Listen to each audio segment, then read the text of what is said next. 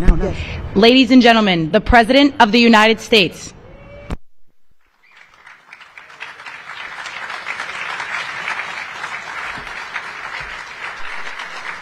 Hello, everybody. Thank you very much. Thank you. What a friendly group this is. No Democrats are here, right? Well, I want to thank everybody. This has been a labor of love. You know, we took over a building that was not properly taken care of. It just wasn't. It's a very special building, and we are taking care of it. This was grass, and when you have a news conference, and this was going on for many years, but everybody would just sink into the mud. It was extremely luxurious grass, especially when it was raining, because you'd go down about 5 inches into the mud. And when we had a press conference here, all the press standing back there, they'd be cursing me. The women would be lifting up their shoes, saying, "You've destroyed my shoes. This is terrible." So we got a stone that's the exact same stone and color as the White House itself, because we wanted the friendly feeling of that light color. And it reflects the sun, and it keeps you cool even in the summer. And we've had press conferences. We finished it about a month ago. This is, as you see over here, the Presidential Walk of Fame.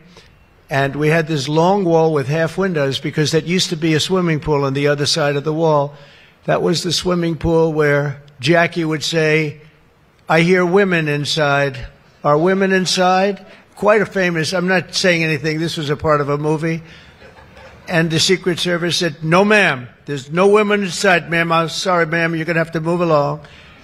But I hear women inside." "No, ma'am, you'll have to move along, ma'am." So that was the famous swimming pool. Now it's even worse. It's for the media. They covered the pool up. And now it's for the media. And I think we have a small representative group. I don't think they allowed the rest of them. I can't believe it. What happened? They're all on the other side of the wall. Can you believe it? Because this is supposed to be sort of a private event. And there is no such thing in politics as a private event. Lindsey, you learned that a long time ago, right? The great Lindsey Graham. Doing fantastic. You're up 34 points, Lindsey. That's not bad, I'll tell you. It's not bad. So we did the Presidential Walk of Fame from the great George Washington all the way to, well, I think we have to rate him above me. So less than great, less than George. Somebody went up there, they say, "You're the third best president in the United States." This was on television, third best. And they said, "Who are the first two?" "George Washington and Abraham Lincoln." And I got extremely angry at this man. You know, you can't. It's going to be tough to beat, Mr. Senator. It's going to be, John. It's going to be very tough to beat Washington and Lincoln, but we're going to give it a try, right? Hey, they didn't put out 8 wars, 9 coming. All right, we put out 8 wars, and the 9th is coming. Believe it or not.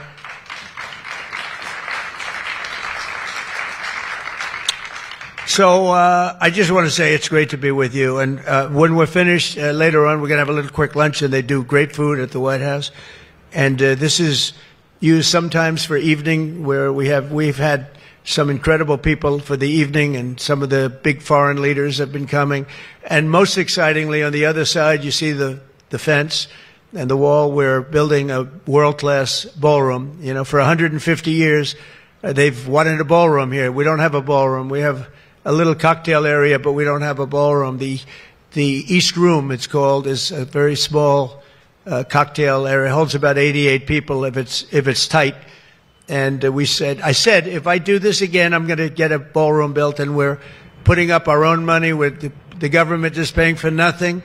You probably hear the beautiful sound of construction to the back. You hear that sound? Oh, that's music to my ears. I love that sound. Other people don't like it. I love it, Josh. I think when I hear that sound, it reminds me of money. In this case, it reminds me of lack of money because I'm paying for it, so it's the opposite. But it's going to be one of the most beautiful ballrooms anywhere in the world, and it's going to be able to take care of tremendous things. When you have, as an example, I'm going to see President Xi in 2 weeks. I'm going over to South Korea. We're going to meet in South Korea. We're going to talk about a lot of things. They want to discuss the fact that they're paying 157% tariff. It's a little higher than they thought. And we're doing very well. I think we're going to do well in that negotiation. We've done well, as you know, with Japan, with South Korea, with Europe. The European nations got together. We made a deal. And it was all based without the tariffs. You could have never made the deal. I'll tell you what, tariffs equal national security. Remember that. Tariffs equal national security. You got to remember that. And they also equal wealth for our nation because we've taken in hundreds of billions of dollars in a very friendly manner, given to us by nations that used to take it from us. And they used tariffs on us. We never used it on them because we were foolish. Or we were led by people that weren't business people, but it really does. It equals national security. And I wouldn't have put out, I mentioned 8 wars, 9 coming. Of the 8, 5 were based solely on trade and tariffs. India, Pakistan were going at it. 2 nuclear powers, and serious nuclear. 7 planes shot down. They were ready to go, and I called them up. I said, you go to war, and we're not doing a trade deal. And they said, well, what does one thing have to do with the other? I said, it has a lot. You're nuclear powers. And if you do it, we're not doing a trade deal. And 24 hours later, they called me, we have decided not to do it. We stopped the war. We stopped a potential disaster, a nuclear disaster, because of trade. And it's been really amazing. But the tariffs have made us a wealthy country. They've given us tremendous defense. They've given us things that we can do for other countries, very positive. But again, really, it's national security, it's national defense, and they are so important. And it's incredible that presidents, for the most part, didn't know how to use them, when to use them. If you go back, you'll see some of the presidents that were the most successful were believers in tariffs. And I even see foreign countries now that we are doing very well with taking ads. Don't go with tariffs. They're taking ads. I saw an ad last night from Canada. If I was Canada, I'd take that same ad also. But they're actually on television taking ads. But I do believe that everybody's too smart for that. We have a very, very big and important case coming up. We should win the case based on the legal merit. We should also win the case based on all of the things I just said. But we're a wealthy country again. Last week, as you know, they found $31 billion. They came to see me. Sir, we found $31 billion. They said, we don't know why. I said, was this a good find or a bad find? It was a good find. It was a plus 31. We're used to finding negative 31s, right, for the last 30 years. I said, check the tariff shelf. Well, those tariffs haven't kicked in. Yes, they did. They kicked in 2 months ago. Check it. He comes back 2 hours later. Sir, you were right. We have an additional $31 billion, billion, not million, Lindsay, billion, that we just found from tariffs. They kicked in earlier than we thought. You were right. We're a wealthy nation again, and we're a nation that can be secure. We're a nation that can start paying down our debt. And with tariffs, we're the wealthiest nation ever in the history of the world. Without them, we've got to slog. We've got to slog. But remember this, other nations, including China, Japan, European nations, they used tariffs against us for many years. That's why we owe $37 trillion. That's why. But they used tariffs very successfully against us, and we had presidents that never fought it. But now you have a president that does fight it. So I just want to welcome you to the incredible Rose Garden. It's just an incredible place. It was done. We did it, brought it back to health. It was in very bad shape, actually, and we brought it back to health. First Lady Melania did a fantastic job on it. The surrounds and everything. It's all brand new wiring. You know, underneath there's a lot of wire, a lot of things. Everything brand new, everything beautiful. The only thing we did is we had to get a hard surface here because nobody could use it because of the grass. So I just want to welcome you, and I hope you're going to be here a lot. We're going to use it for meetings. We're going to use it for press conferences. Now we can use it. It was unusable before, and now we can use it. But everything that you see was redone. All of this was redone, and the whole White House is being redone. Some of you came through they call the Rose Hall. They call it different names, but you probably noticed. I don't know if you came through this door. Did you notice the white marble floor that was put there? That was made out of Home Depot tiles, about 1 foot by 1 foot. They were all broken, about 30 years old. And I replaced it with book-matched marble, paid for by your friend, President Trump. It's like, It's amazing how people like it when you say you paid for it. When I say I paid for it, they say, oh, I love it. But it really, they did a beautiful job. They're great talents. They're very talented marble people I have. And they replaced it with beautiful Paradiso marble and statuary marble. And it's really, really beautiful. I want to thank the outstanding leadership team. And you really do have that majority leader, John Thune, who's been my friend. He really has done an amazing job. Thank you, John. Thank you. Done an amazing job. I didn't get to know John as well in the first term, and I've gotten to know him very well over the last 9 months, John, and you're doing a fantastic job. Thank you very much. Really great. Majority Whip, John Barrasso, who's an outstanding man. Thank you, John. Thank you.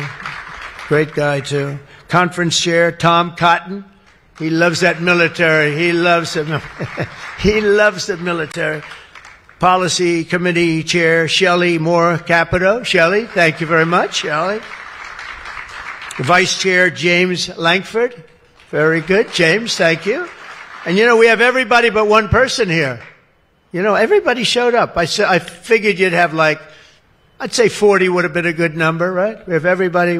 We're just missing one person. You'll never guess who that is. Let me give you, he automatically votes no on everything. He thinks it's good politics. It's really not good politics. He's an automatic no.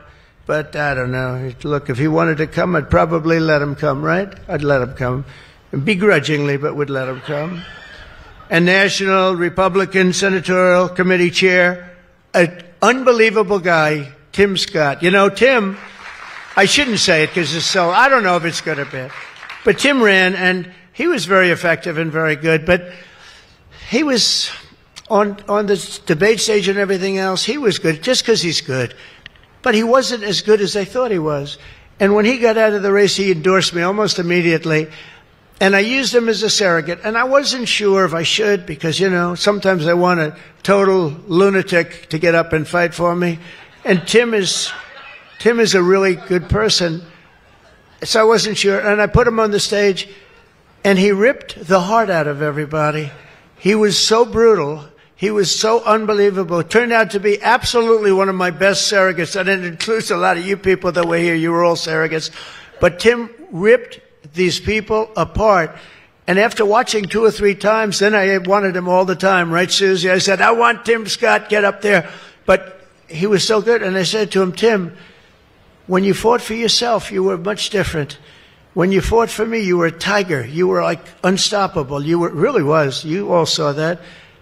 What's the difference? He said, I've never liked selling myself, and I love selling somebody that I really do believe in. I really believe in you, and I just felt that way. And it was so nice the way he expressed it. And I want to tell you, you are a champion. You are a winner, and congratulations. Thank you very much. I never love telling that story because I'm not sure if it's a good or a bad story, but I'm telling you, you are an amazing guy and you fought for me so hard and I really appreciate it. You got to be my #1 choice, Tim. So something happened. I appreciate it. And you're doing great doing what you're doing right now. I also want to thank the entire Senate Republican Conference for your tremendous work on confirmations. Boy, did we have a couple of weeks, huh? We had some, I signed like 150 of them, and I didn't use an auto pen, by the way. I signed. You know, when you're signing these important, like a general getting approved from 3-star to 4-star and all of these different things and big confirmations and, you know, big stuff, you really have an obligation to actually sign it, I think. You probably noticed right there, number 46, we put up, right? We put up a little bit of an auto pen. We have 46. We have 45. We have 47. It's very interesting. Yeah, 46 is an auto pen. It's up there. It stays up there. People like it. It's probably going to stay up there for a long time. It's true. And I know you're looking into that. And by the way, the auto pen person said he never spoke to Biden. He worked the auto pen. You're not allowed to do that. So if you're looking at anything, just remember it. And remember, they treated us very badly.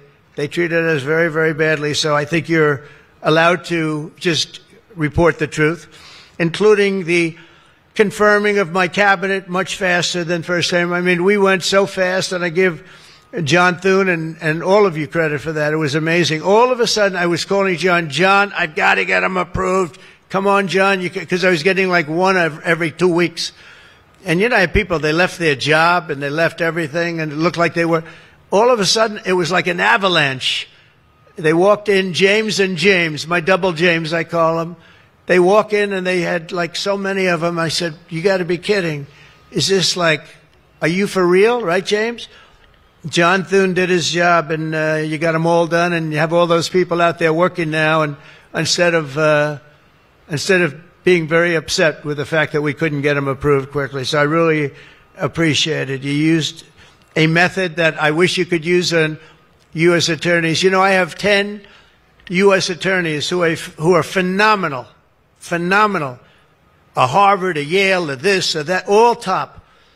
And the problem is they're not going to ever be confirmed, I guess. I put them in. They'll be there for 3 or 4 months, whatever it's, and then they have to leave. Because anytime you have, as you know, anytime you have a Democrat senator, not even 2, just 1, they'll say because of the time we're in, we're not approving that person. We're not approving. They never do. They won't approve. And therefore, because of blue slip, I have to tell the person after 3 months, I'm sorry, you'll have to leave. And I put somebody else in. And I've had Democrat senators say the only one we'll ever approve is a Democrat. This is not constitutional. And I hope you can look at that blue slip thing, because I have 10 people that are phenomenal and they're going to have to leave office. Highly educated, top of their class, everything. And they're going to have a mark on their career that they were a U.S. attorney for 3 months or 4 months and then they had to leave. And that's so unfair. It's unfair to the public because the public voted for me in a landslide. And I'm supposed to be picking the U.S. attorneys. And this goes for judges also.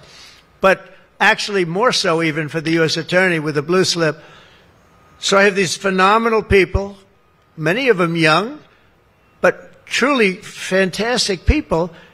And they're wondering what's going to happen in another 3, 4, 5 weeks.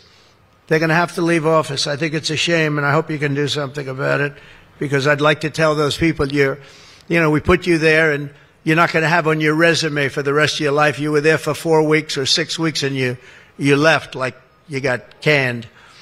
So I hope you look at that. Very important. And after your pivotal changes to the Senate rules last month, as a result, this is what you did, the unprecedented obstruction by the Democrats. We've confirmed more than 175 public servants, people that are phenomenal, to keep posts. And that's just been over the last couple of weeks. It's an unbelievable thing what you've done, John, all of you together.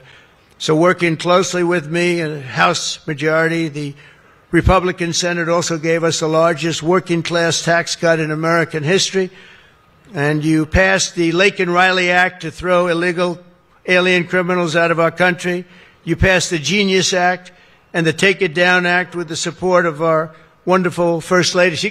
By the way, she got actual support from the other side. It was bipartisan. I think Rand didn't vote for it again, but I think it was only Rand. You had bipartisan support other than maybe Rand. But another one I'm going to ask you to vote for, and it's in the House now, and I hear it's doing well in the House, James. It's Kate's Law. A young lady named Kate Steinle, I remember it so well, probably 8 or 10 years ago now in San Francisco. She was holding hands with her father on the San Francisco pier, looking out into the water. This beautiful, everything was beautiful, but the person wasn't beautiful that did this. And this was an illegal alien that came into our country 5 times, was thrown out 4 or 5 times, they don't even know, but a lot, and came back and shot her through the head. And she went down and she looked at her father, Daddy, Daddy, something happened, and she immediately passed away in his arm. And, I mean, you can imagine, it was so sad, such a beautiful, beautiful, beautiful person. Father was destroyed, virtually destroyed. And they they wanted to pass what they call Kate's Law, and it's now again in Congress, and I hear we're going to get it passed in Congress, and when it gets up to the Senate, I hope you guys can pass it. And basically, very simply, it says that if you're an illegal alien and you come in and you get thrown out, if you come back and get caught, you have to spend 10 years in jail. Very simple. Very simple. If they would have had that, Kate Steinle would be alive today. That was a big event at the time. If you remember Bill O'Reilly, for those of you that like Bill, I think I like Bill, but he was the one, he devoted his life to that law, trying to get it passed. I think it's time that we pass it so that if you get taken out of the country and you come back illegally, knowing that this law is in existence, you go to jail for a 10-year period, and it's going to keep the repeat offenders from coming in. It's going to really keep them from coming in. Senate Republicans have already voted 11 times to get our government back and open for business. We have record business. We're going to be, I think, by the time I hit month number 12, I think we're going to have $20 trillion of investment. We're over 17 right now. As an example, President Biden had less than $1 trillion for 4 years. We're going to have $20 trillion in less than 12 months, and we're over 17 trillion right now. So it's the largest amount in our country by far, by many times. That's in our country. But here's the one. It's the largest amount in the history of the world. There's never been a country that's had anywhere near 17, or it will be 20, and it's going up fast.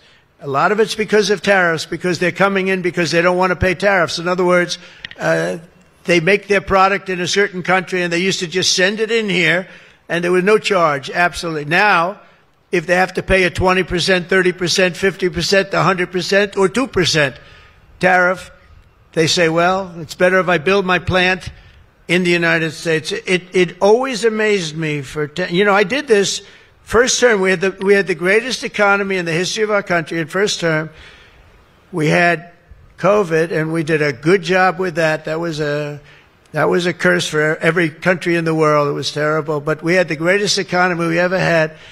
But if you remember, I started the tariffs, but I held it off because it wouldn't have exactly been good at the time to tell France, you know what they were going through, you know what Spain was going through and Italy was going through, that, by the way, we're going to charge you tariffs. But I had started the process. We were going, the country was doing good, and I took in hundreds of billions of dollars from China.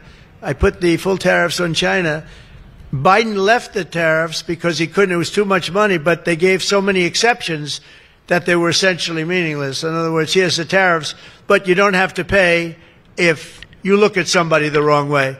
You don't have to pay. So they didn't pay very much. But with me, they were paying hundreds of billions of dollars. And again, I have a great relationship with President Xi. I expect to be able to make a good deal with him, and I want him to make a good deal for China, but it's got to be fair. For years, they were making $500, $600, $700 billion. $700 billion, and we'd be making nothing. It was a one-sided, honestly, we built their military. We built China's military with the money that we lost for so many years getting ripped off. So now we're going to have a fair deal. I think we're going to have a very successful meeting. Certainly there are a lot of people that are waiting for it. Maybe it won't happen. Maybe it won't happen. Things can happen where, for instance, maybe somebody will say, I don't want to meet, it's too nasty. But it's really not nasty, it's just business, and we're gonna do a good job representing you people and representing the people of our country. Unfortunately, in a craven and pointless act of partisan spite, Chuck Schumer, who I've known for a long time, and the radical left Democrats are holding the entire federal government hostage to appease the extremists in their party. And they are extreme. I mean, I've never seen anything like it. They're extreme, and you know what? We had a landslide election. We won the popular vote by a lot. We won the swing states, all 7. Remember, they said, oh, if Trump could get 3 swing states, he'd be. And, well, I didn't get 3, I got 7. We got all 7 by a lot, by record numbers. We won the Electoral College, 312 votes. They said, it's very hard for a Republican. It's harder for a Republican, although now I think we've swapped it. I think it's now harder for a Democrat, because if you see what we've done with the Hispanics, with the black workers and black men, and recently a poll came out with black men and women were doing so well. You know, they want security. They don't want to have their city destroyed. Women in Chicago, beautiful black women walking around with red MAGA hats because they don't want to be mugged and shot and everything else. And then you see a Democrat get up and tell you how safe it is in Chicago. Do you know they've had, in a fairly short period of time, 4,000 murders. This is over a short period of time, 4,000 murders. And they had a holiday where they had 28 people killed and almost 100 shot. And then you listen to this guy, Pritzker. I've known the family for a long time. They threw him out because he was no good, and he became governor. He's got money through the family. He's got money through the family. But they threw him out. He became governor. I said, I wonder how he's going to do. It's a crime palace. It's a shame. And you know what we did in D.C. is unbelievable. You people, you can walk down the middle of the street, Mr. Senator. You can walk down. You can have your wife meet you at the restaurant, and she's not going to be accosted, shot, beat up, raped. It's unbelievable how bad it was. It was one of the worst in the country, and now it's stone cold. I don't say the word perfect, but it's pretty damn close. And, you know, they would average more than a murder a week in Washington, D.C. This is just before we got here, a murder a week. Think of that. The capital of, in my opinion, the capital of the world. They come from Iowa. They come from Indiana. They come from Florida. You call up the parents. I'm sorry, sir, your son has been shot and killed. We have no crime here now. We have no crime. And the National Guard has been unbelievable, the job. Unbelievable. And you know, it also looks better. I do a tour. I hop in that beast. I feel very safe in the beast. The windows are this thick. But I hop in the beast and I tell the Secret Service, let's drive around town. I used to do that myself. I could drive myself around. I actually like that better. But now I don't think it's a good idea. But we drive around in the streets. The place is looking the grass is good. The fences are down. There's no tents. There's no anything. We are looking like it's just a whole new look. And the most important thing, there's no crime. And we're going to fix the roads. We have great pavers. We're going to fix the medians in between the roads, which half of them are falling down. We're going to take some of the tiles off the bridges, the tunnels that you have. They've been up for 40 years. They're rotted. And we'll put up brand new, gorgeous white tiles like it's supposed to be. But this place is looking really good. And we haven't even started the real fixing up of the town. We're getting rid of the graffiti. You notice there's almost no graffiti anymore. A lot of that beautiful statuary marble had red graffiti all over it, had bad signs up, and it stopped. We've taken out 1,700 career criminals and people that came in through an open border. They came in through Biden's open border, and we've taken them out. The thing having to do with all of the elements in the great, big, beautiful bill, I'll tell you, it's amazing what we've done. $200 billion in costs for medical. What we've done, $50 billion for rural hospitals. And remember, no tax on tips, no tax on Social Security, no tax on... Think of all of these things that we've done. This is the biggest, this is the greatest bill. Social Security, no tax on overtime. But no tax on tips. I got that from a waitress in Nevada. I was making a speech, and I'm at one of my restaurants in the hotel I own there, and I say, how are you doing? Well, sir, it's terrible. They're taxing my tips. They're going, I wouldn't have even thought that. And I looked at it, and she said to me, sir, there should be no tax on tips. I said, say it one time more. No tax on tips. I walked outside to the press. I said, there will be no tax on tips. She was right. And we won that state by a lot. That's not a state that we win by that much, David, but we won it by a lot. So it was pretty good. But that bill is chock full of so many different things. So it was the biggest bill. I'm actually saying this to the fake news so that they maybe print it, but maybe not, because you people know. It was the biggest bill ever passed in Congress. And what we did was a little risky. We put everything into the bill, John, right? And some people were against it. They said, no, you got to do small bites. and we gave it a shot, and we got it passed. I got a call from John. He said, it was 3 o'clock in the morning. Sir, we have 4 hard no's. Could you please call him? I said, what time is it, John? It's 4 o'clock in the morning, sir. So I call up. One of you is sitting right here. I said, Jim, could I say hello to you? It's 4 o'clock in the morning, right? He said, sir, you have my vote. I said, wow. Then I called up another person. I'll use fictitious names. Doug, could I get your vote? You've got it, sir. Then I called up another one. How about Josh? Could I have your vote, Josh? Because I like Josh. And Josh, who can be very difficult, said, sir, you have my vote. His wife was screaming at him on the other side. Sir, you have my vote. But I called people, and they weren't really hard-nosed. They wanted a little attention, unfortunately, at 4 in the morning.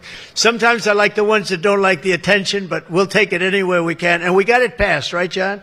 And nobody thought that could happen because you have a small majority. And in the House, how about in the House? We had a majority of 3. We actually went down after that for a period of about 2 months.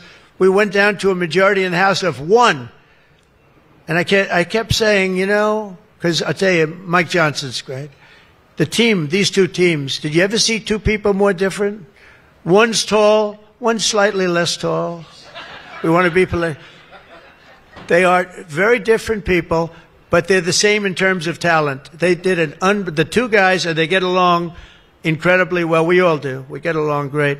But we passed a bill. We don't need to pass any more bills.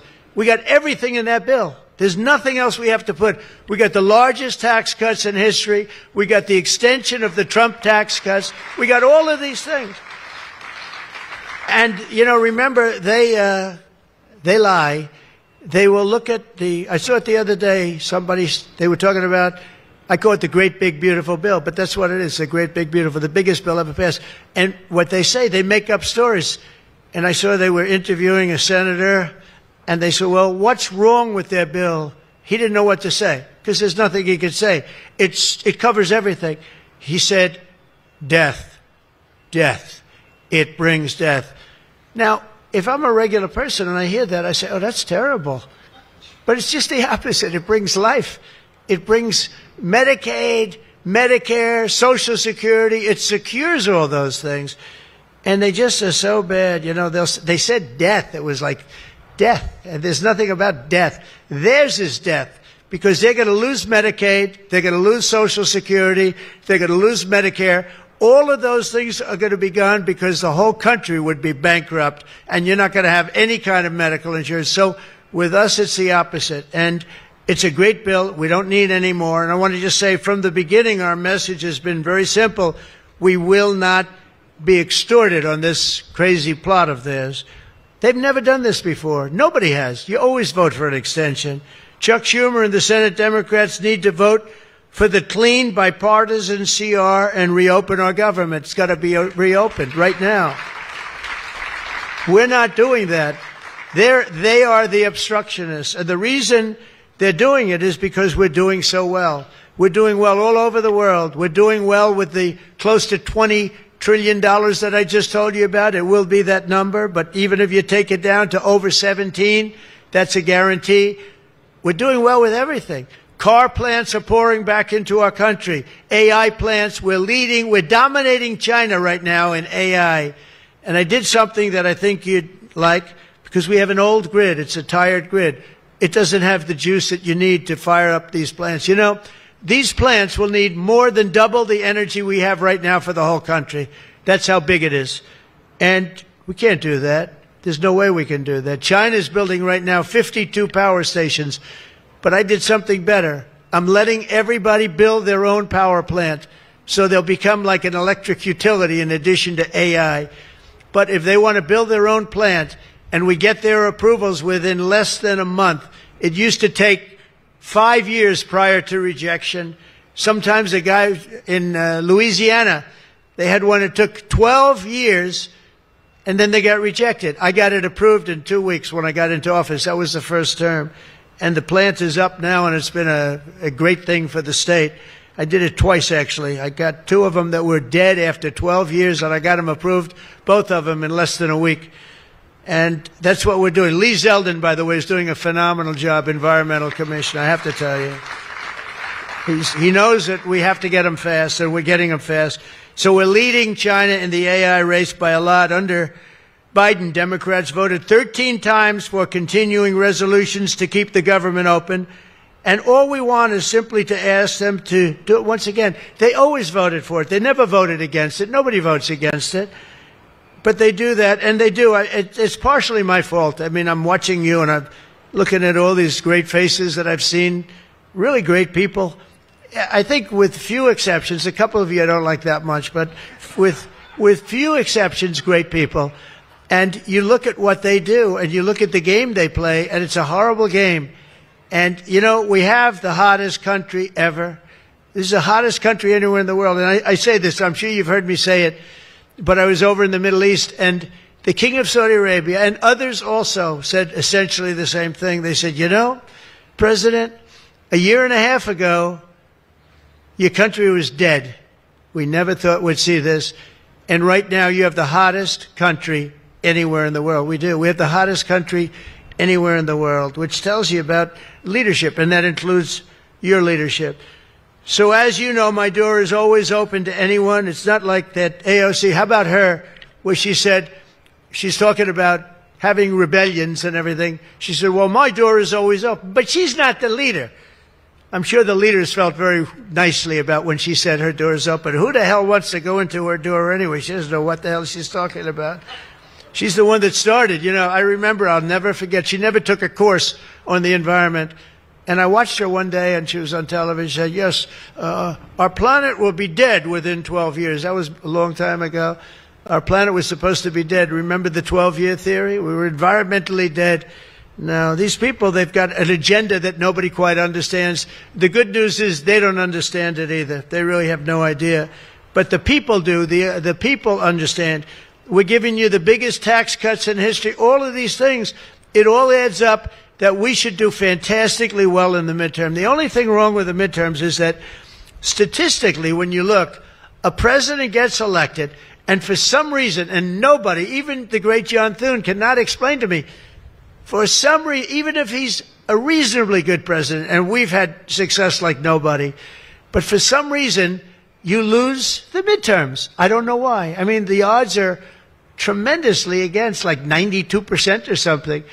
It doesn't make sense. If you have a great presidency, it only makes sense that you win the midterm. So there should be no reason for it. Somebody's going to explain there might be some dark, deep psychological reason where they want to vote the opposite way. I don't know what it is, but we have to win the midterms. Otherwise, all of the things that we've done, so many of them are going to be taken away by the radical left lunatics. I mean, we're going to end up with a communist mayor in New York. Can you believe it? A communist. Remember, I would always say, we will not have a socialist elected in our country. Remember, I'd say that all the time. And I was right. We skipped socialists. We got a communist elected. So I didn't tell a lie. I didn't tell a lie. I was right. We'll have a communist, not a socialist. But we've already seen the impacts of the dangerous game that they're playing. Democrats are causing delays in our air traffic control system. So important. We wouldn't have had, you know, there's Pete Buttigieg. He spent billions of dollars on fixing the air traffic control that used copper wire going into glass wire. Any union electrician here or any non-union electrician would say you can't hook copper into glass. It doesn't work. They spent billions of dollars. They turned on the system, and it was stone cold blank. We're getting a brand new system. We have bids out now. We have 3 great companies bidding. And I want one bid. Sean Duffy's doing terrifically. I want one bid. I want just bid, and they're responsible for everything. Not where they had like 1,000 contractors. Every contractor, they're all running around. In the end, if one of them does a bad job, we want to be able to blame somebody, and it's going to be one of the very big companies because there's a lot of interest in it. So the air traffic control system is going to be rebuilt. Over 1 million federal workers right now, as you know, are going unpaid. That's the Democrats' fault. And children, tourists, unable to visit the museums in Washington, D.C., that we now have beautiful, safe streets, but we don't have the museums open. We should probably just open them. but we are doing things that nobody's ever done, nobody's ever seen. So all of this and the pain that the Democrats have caused during this reckless and completely unnecessary affair, and you could call it the Schumer shutdown or the Democrat shutdown, you can call it whatever you want. And I will say this, that we have Darth Vader. You know Darth Vader, right? Darth Vader is a man who, I think he's sitting right. Is that Darth? Stand up, please, Darth Vader. Stand up. Does everybody know? They call him Darth Vader. I call him a fine man. But he's cutting Democrat priorities, and they're never going to get him back. And they've caused us, and they've really allowed us to do it. And by the way, thank you. You're doing a great job, I have to tell you. So, really a great job. Because many of the things that they're cutting, like the New York project, $20 billion, we're cutting it. They're not going to get it back. I mean, they're not going to get a lot of things back. They may not get it back. Maybe we'll talk to them about it. But they're losing all the things that they wanted. But many of the things that they wanted are things that we don't want. Things that are just so bad for our country. And we're cutting those things out. So while they thought they were doing maybe bad, maybe indirectly they're doing good. The cynical comment that they've made all over the place, and all of their cynical remarks proves beyond all doubt that Schumer is a calculating political partisan, but we knew that. But he's somebody that's in deep trouble. He's losing in all of the polls. He's even losing to AOC +3. Remember +3? What happened to the +3? Are they still around? I had one. I met when I was at the United Nations, I met the president of Somalia. And I said, I have somebody I'd like to give back to you. He said, no, thanks. We don't want her. He didn't want anything to do with her. But today I'm calling on every Senate Democrat to stop the madness, to let our country get back. In the greatest moment in the history of our country in terms of wealth, in terms of job creation, and in terms of investment coming in, these guys go on strike. It's really a shame. So I'm asking them to be smart. It's not working. They're getting killed in the polls. The public understands what they're doing. They're doing the wrong thing. And with that, I just want to say welcome to the White House. When we're finished, they do a great job. When they're finished, we're going to all come in. It'll be a little crowded, but that's okay. Into the Oval Office, we'll talk a little bit, couple of minutes. Got some interesting things. And I think I'd like to have, if I could, John come up and say a few words, and we can close it out. And by the way, this is an open mic. It's open to the world. I think they can hear me out on the street. If anybody wants to come up and say after John, say it. We're all friends, and you can speak your heart out. But we've got to get our government open, and the Democrats are trying to keep it closed. Thank you. John, please. Thank you, man. Thank you, sir. Well, Mr. President, thank you for having us. This is the 4th week of the Democrat shutdown, but we are all here today because your Republican team in the Senate is unified. This is now the longest full shutdown in history, but everybody here has voted now 11 different times to open up the government, and we are going to keep voting to open up the government, and eventually the Democrats, hopefully sooner or later, are going to come around. But Mr. President, your agenda is the right one for this country. This is your team. We are your partners in achieving and implementing the agenda that you campaigned on and the American people voted for. And you just mentioned it has been a series of promises made and promises kept, whether it's national security, whether it's the border, whether it's the economy, taxes, regulations, energy, Trump newborn accounts, school choice. You look at what we've accomplished so far. It is a remarkable, remarkable team and a record of accomplishment that can't be matched. And I would argue, at least in my time here, but perhaps in all of history. So thank you for your leadership, and we will continue to be good partners and work with you to get the work done for the American people. And let's hope that the Democrats get wise and starting perhaps even today, vote to reopen the government so we can get back to work for the American people. Mr. President, thank you for having us at your home. You have beautiful homes, and thank you for everything you're doing to make this such a beautiful place. This is America's house. We're delighted to be here. Thank you.